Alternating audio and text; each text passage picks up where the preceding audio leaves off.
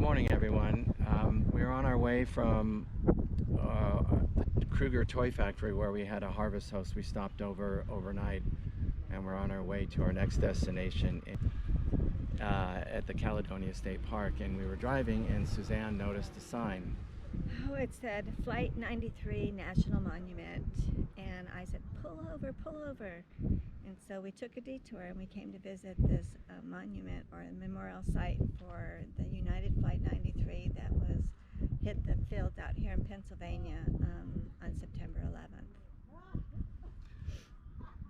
Yeah, this was kind of an emotional day for both of us because we reflected on a lot of memories that happened at that time. Suzanne was working at the airport in Burbank as the manager of the airport, and I was for American Airlines, yes. And then I was just started my second year of residency at Loma Linda, and we went through that day, and she had to struggle with all the flights and things that were going on with the airport, and then for the next year and a half or so, deal with all the changes that came afterwards. So it was a very demanding and challenging time in our life, and 9/11 had a very deep impact into us each emotionally and in our relationship.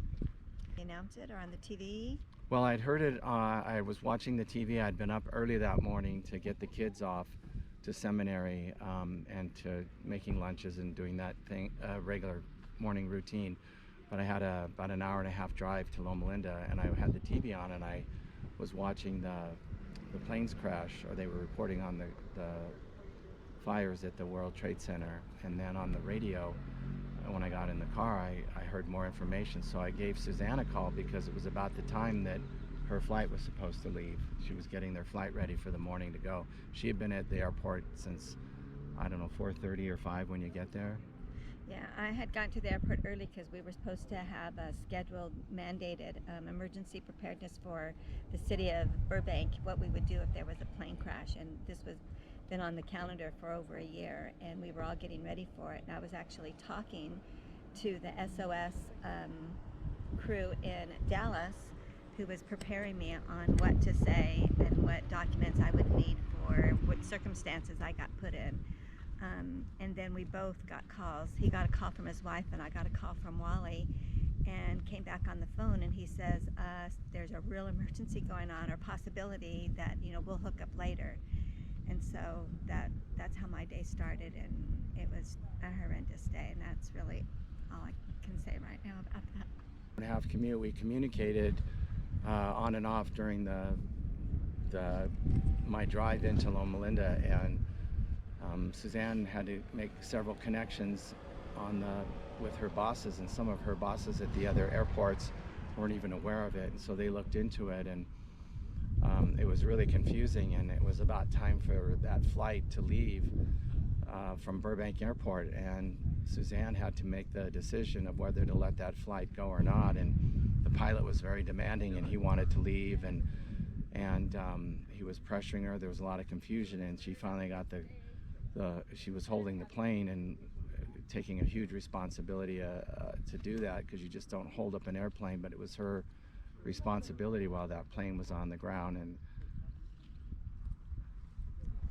I just got prompted not to let the plane go, no matter what the consequences. And it was the best decision. It was being prompted to make that decision. And then later on that day, there was a lady whose husband was scheduled to be on one of those flights. And got off the plane to Southwest, we all stopped boarding, and then she was in my office for about 3 hours. We were trying to identify if her husband was actually on that plane or not, and he was not on that plane, but then he could have switched over to a United flight, and that was also a possibility. He was on the United flight. So then she went over to the United general manager and was also confirmed that he did not make either one of those flights.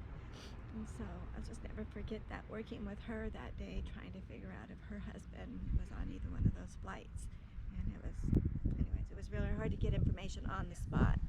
Everybody was extremely busy trying to, coordinate everything at their own local sites. Anyways, besides that, I didn't get home to maybe midnight that night, and I hadn't watched any of the stuff TV because I was busy doing all the meetings and all the stuff we needed to do. And then I got home and stayed up for about 3 hours watching it, and then I never got to bed that night. I just got up, got a shower and went back to the airport the next day. Anyways, it was just a difficult time. Yeah. Anyway, thank you for listening, and we're happy to be able to share this special moment that we had here and what these individuals did during that time and what they sacrificed to keep that plane from turning around and going back to Washington, D.C. They said